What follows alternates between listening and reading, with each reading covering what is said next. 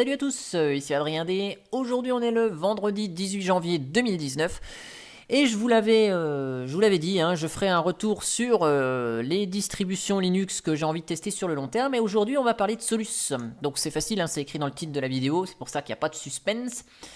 Et puis, vu que je viens de mettre à niveau ma machine physique à 16 Go de RAM, allez, on va se faire plaisir, 4096, on va lui mettre 4 Go la VM, et je vais lui mettre 4 CPU. Ouais, yeah. Donc, voilà. J'ai mis à jour, juste avant d'enregistrer cette vidéo, la distribution, j'aurais peut-être pas dû. Mais c'est pas grave, donc on va voir si ça démarre sur le nouveau noyau. Yeah. Donc, je vais faire mon petit retour sur cette Solus. Bon. Alors, première chose, ici, hop là, voilà, on va faire le tour du propriétaire pour vous montrer depuis quand cette distribution est installée. Donc ça c'est facile. Déjà je vous montre qu'on est bien sur Solus, ici, voilà. Donc Solus 9999, 3.9999, la version 4 va bientôt arriver. Et si je vous fais un petit sudo tune 2fs-l dev sda 1 pour voir la date d'installation, j'ai dû me planter dans le mot de passe. Yeah. Pour voir la date d'installation, alors ça c'est le swap, c'est râpé. Voilà. Donc ici,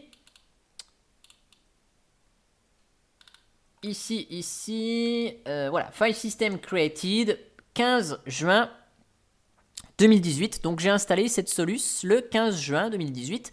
Donc juin, juillet, août, septembre, octobre, novembre, décembre, janvier. Ça fait 7 mois qu'elle est installée. J'ai fait les mises à jour. Et ma foi, eh bien, elle marche toujours aussi bien. Donc 7 mois, sans faire quoi que ce soit d'extraordinaire sur cette distribution. Et ça marche toujours. J'ai fait que les mises à jour et installé quelques logiciels. Donc les mises à jour, je les ai fait soit avec sudo eopkg upgrade, soit je les ai fait de temps en temps en ligne de commande. Donc là, il n'y a rien à mettre à jour. Soit je l'ai fait avec le gestionnaire de logiciels, ici dans l'onglet mise à jour. Voilà. Donc ici, je coche ce qu'il y a à cocher.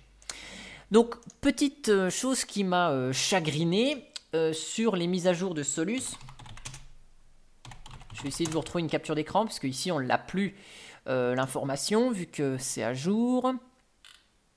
Je vais retrouver la capture d'écran ici. Donc, dans le Software Center, là, dans le gestionnaire de logiciels, quand vous avez des mises à jour, vous avez 3 catégories, mise à jour requise, mise à jour de sécurité et autres mises à jour. Et le problème, c'est que par défaut, seules les mises à jour requises sont cochées. Donc ça veut dire que par défaut, on a 3 niveaux de mise à jour, seul le premier est coché. Moi, je suis pas trop fan, autant tout mettre à jour ou rien mettre à jour, mais pas la moitié. Bon, ça c'est une petite critique que j'aurais à donner à Solus. Par contre, petit truc assez sympathique, donc là on va pas le voir avec la mise à jour, mais je l'ai vu en ligne de commande. Quand je mets à jour avec eopkg up, eh bien il va me télécharger des delta.eopkg. Donc c'est des delta paquets, comme sur Fedora les Delta RPM, ce qui fait que si vous avez une petite connexion, au lieu de télécharger uniquement tout le paquet complet, il vous télécharge uniquement la différence entre le paquet installé sur votre machine et la nouvelle version, ce qui fait que ça réduit un peu la bande passante. C'est un peu plus coûteux en disque. Bon, voilà. Après, pour ceux qui ne savent pas, donc Solus, elle est disponible avec plusieurs environnements de bureau. Voilà, donc aujourd'hui, Solus, elle est classée 9e sur DistroWatch, ce classement qui ne veut pas dire bien grand-chose. Voilà, donc ici, Solus, voilà, c'est indépendant, ils partent de la feuille blanche, ça vient d'Irlande, dispo en 64 bits uniquement. Bureau Budgie Gnome Mate, donc ça c'est les 3 éditions possibles. Moi j'ai installé avec Budgie puisque c'est l'environnement de bureau maison développé par Solus. Donc autant utiliser l'environnement de bureau qui va bien. Et elle est orientée plutôt pour les débutants, pour les postes bureautiques et avec un live médium, donc un live CD ou un live DVD. Donc la version ici 4.0, enfin 4 de Solus, ça va venir dans les prochaines semaines, voilà, avec tout ce qui va bien. Donc nouvelle version de Budgie, enfin bref, plein de composants. Donc Budgie, il est basé actuellement sur GNOME. Voilà, donc ici, on a beaucoup de logiciels basés sur GNOME. Hein. Donc, c'est-à-dire qu'ici, on a gestionnaire de fichiers, GNOME 3.26, donc Nautilus 3.26. Le terminal que j'ai lancé tout à l'heure, eh bien, c'est GNOME Terminal. Donc, on a que des piles logiciels GNOME. Voilà. Donc, après, bon, bah, côté utilisation, c'est sympa à utiliser. On a quelques petits effets. Bon, ok, ça va, on est content. Ça donne un aspect de fluidité. Après, je suis pas un fan des effets graphiques, de la personnalisation à outrance. Donc ça, c'est pas le point que j'ai regardé sur Solus. Après, bon, côté paramètres, ici, utilitaire. Donc là, l'ensemble bouffe 1 giga 3, mais il faudrait en fait surtout que je coupe tout ce que j'ai lancé. Voilà. Voilà. Voilà. Donc bon, après, il y a du GNOME derrière, donc c'est forcément assez lourdingue, mais on a entre 800 et 850 mégas pris sur la RAM avec des applications lancées, donc c'est pas super lourdingue comme GNOME qui fait un bon giga, c'est pas super léger non plus. Après, côté logiciel, donc on a des trucs plutôt frais. On a des trucs plutôt frais. Par exemple, si je prends LibreOffice, si je reprends Firefox, si je prends GIMP, si je prends des logiciels que j'ai installés manuellement aussi, comme par exemple Vivaldi, Audacity, hop, et puis je vais prendre ici, je sais pas moi, dans son et vidéo, j'en ai installé plusieurs. Kdenlive par exemple, voilà. Donc ici, on a Kdenlive en version 18.12.1. Donc c'est des KDE applications très récentes. Voilà. Donc ici par contre, hop, on va foutre ça par défaut. Voilà. Audacity en version 2.3, c'est du récent. Le Vivaldi, bah tiens voilà, vous voyez, j'avais essayé même de faire des tests avec des vidéos, de voir si les codecs étaient pris en compte. Donc là, vous entendez rien parce que j'écoute de la musique en même temps. Donc je vous mets pas le son. Mais voilà, Vivaldi installé depuis des dépôts additionnels, bah, on a une version plutôt récente, hein, 2.2 de Vivaldi, c'est cool. GIMP, ici, on a la version 2.10.8, donc c'est du récent aussi, voilà. Et puis, le LibreOffice, on a quelque chose comme du LibreOffice 6.1, donc c'est du récent aussi, voilà. Donc, de manière globale, tout fonctionne bien, ça, on est content, voilà. Firefox 64, c'est du récent aussi. Après, c'est une rolling release, hein, donc on a souvent des composants récents. Après, Budgie, bon bah voilà, Budgie, c'est Budgie, voilà, il y a les applets ici, notifications. Donc on peut sans doute personnaliser les tableaux de bord, faire des choses comme ça. C'est pas trop mon kiff. Donc je suis pas allé plus loin dans la personnalisation. Mais voilà, après, si on veut ici par exemple, voilà, mettre Vivaldi en bas, clic droit, voilà, on peut sans doute épingler le bins.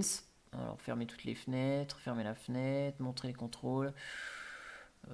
Voilà, c'est peut-être mettre en favori. Hop, voilà. Donc voilà, super. Après, on peut déplacer les. Bon, voilà.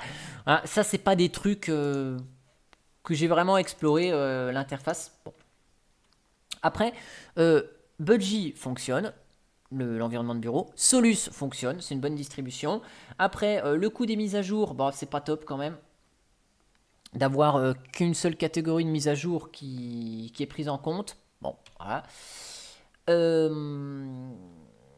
Qu'est-ce que je voulais dire? Ouais, voilà, hop, je vais aller là. Donc après, le catalogue, c'est une distribution qui part de zéro. Elle est bureautique, donc forcément, on n'a pas tous les composants du monde, tous les logiciels au monde disponibles dans Budgie. Bah ouais, bon, bah c'est pas la mort non plus. Hein. Par exemple, là, si je vais chercher... Donc voilà, si je cherche par exemple Cantata, lecteur de musique, on en a un. SM Player, moi je l'ai installé. Ou il était peut-être déjà installé. Voilà, il est là. Si on veut trouver des applications assez sympas, genre Htop, bon bah on l'a. Si on veut installer une appli facile, on clique sur installer en graphique, bah c'est génial. Voilà, après il est installé, Htop. On a quand même quelques composants serveurs. Hein. Par exemple, on a le serveur web Apache. Voilà, qui est là au cas où. PHP, est-ce qu'on a quelque chose? Voilà, on a 2-3 bricoles en PHP, pourquoi pas. Donc si on veut développer, on peut le faire. Après, on va pas avoir des trucs propres à des serveurs. Oh merde, attends, j'ai fait n'importe quoi. ISCSI, voilà. Tout ce qui est ISCSI, on n'a pas. Par exemple, voilà, Target Initiator, ouais, tout ça, on n'a pas.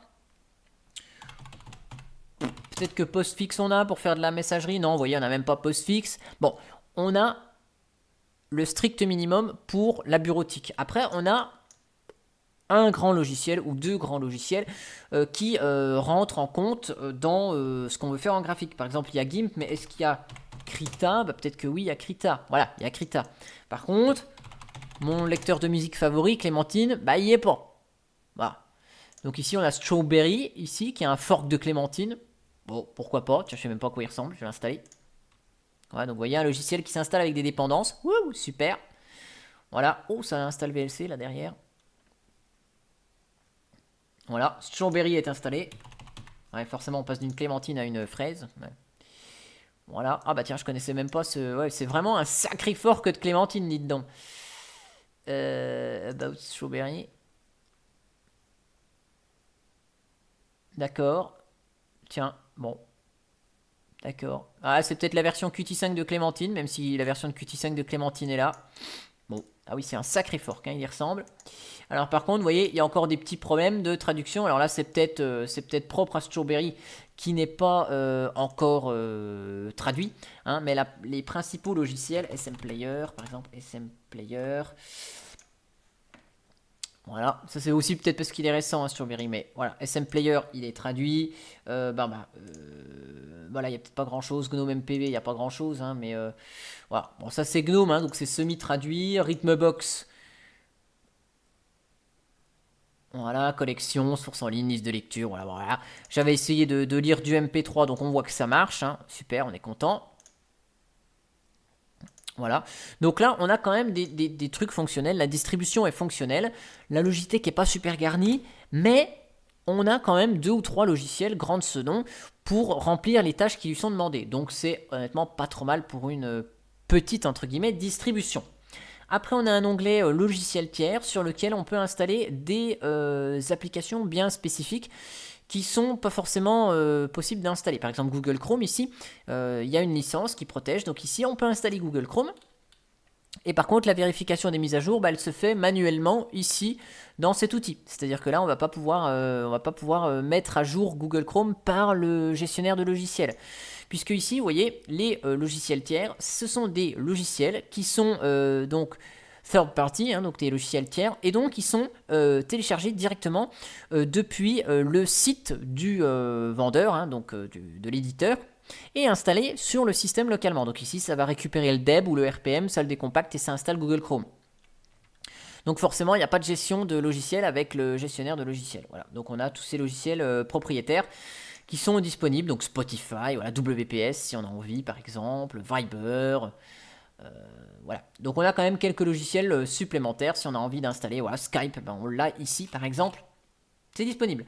Sachez que Vivaldi, il est disponible ici dans les dépôts officiels, hein, puisque je tiens juste à rappeler un petit truc pour ceux qui ne le sachent pas, mais c'est que Vivaldi n'est absolument, enfin il est propriétaire, mais il est distribuable sans souci, voilà. Et le code source est accessible. Donc il n'y a pas de problème de licence pour Vivaldi. Et puis après, bon, bah, la Logitech ici nous avertit dans les notifications en haut quand il y a quand il y a éventuellement des notifications, des nouvelles mises à jour. Donc ça c'est paramétrable, c'est pas encore tout à fait tout traduit, mais voilà, vérifie des mises à jour automatiques toutes les heures, voilà, on peut gérer ça. Donc ça c'est des petits trucs propres à Solus et qui fonctionnent honnêtement pas trop mal. Voilà, j'avais même essayé d'installer Steam. Alors là il y en a deux. Hop. Je vais regarder, voilà. Donc j'ai pas mis mon compte Steam, mais on va voir que ça marche. Et puis on va tester un truc, vu que j'ai les additions invitées. Ce qu'on va faire, vous allez voir, on va s'amuser un petit coup. On va essayer de tester le MTP, la gestion de l'USB. Voilà. Donc ici, ok, on va juste gérer le problème côté téléphone, voilà, transférer des fichiers, ok, voilà. Donc ici, hop, c'est sur mon PC que ça se met, ok, comme ça. Donc ici, on va insérer le téléphone, voilà, ok. Voilà, je reviens en plein écran. Et donc ici, j'en ai strictement aucune idée si ça marche, parce que c'est la première fois que j'utilise ça avec VMware, l'intégration USB. Voilà, donc le Steam, on est content, il marche. Et donc l'intégration USB, hop, voilà. Donc ça c'est le téléphone. Ah, il faut peut-être que je remette un truc.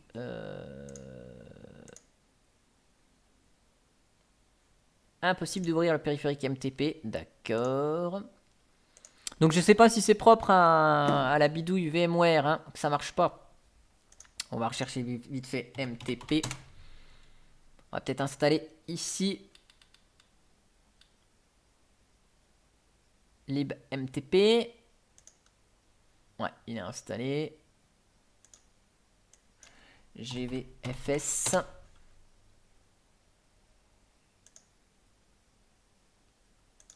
Donc non, tout devrait être installé. Normalement, ça devrait marcher.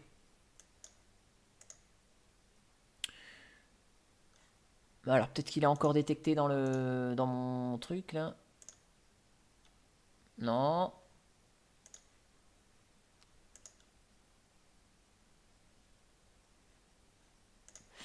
Là, je vous avoue que c'est la première fois hein, que j'utilise ça, donc je suis pas tout à fait sûr que ça marche bien. Ça c'est le volant, ça c'est le micro. Donc attendez, disconnect. On va essayer de. Ouais, pourtant il disparaît bien.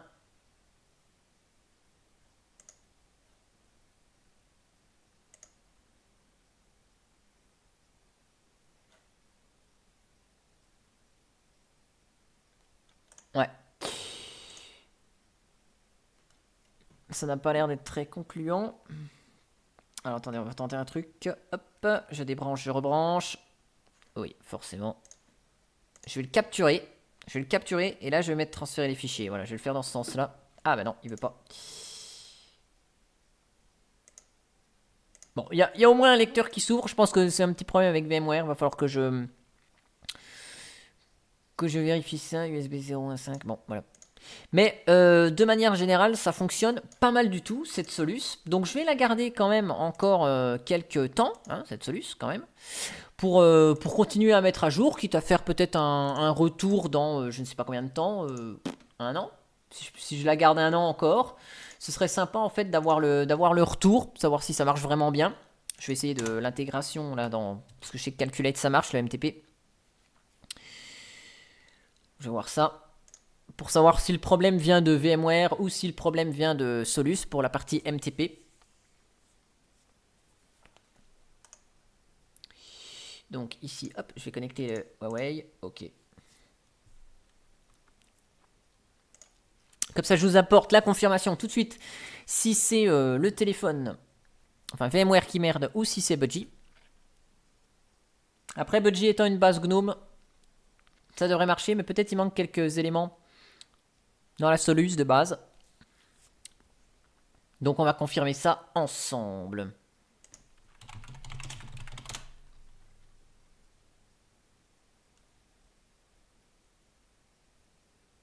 Comme ça, le suspense ne sera plus là.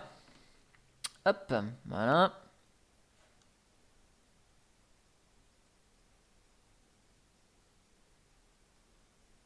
Printer présence, une carte. Donc là, j'ai bien le téléphone qui est là. Donc on va voir comment ça se présente ici. Là, c'est l'impro sur cette partie en tout cas.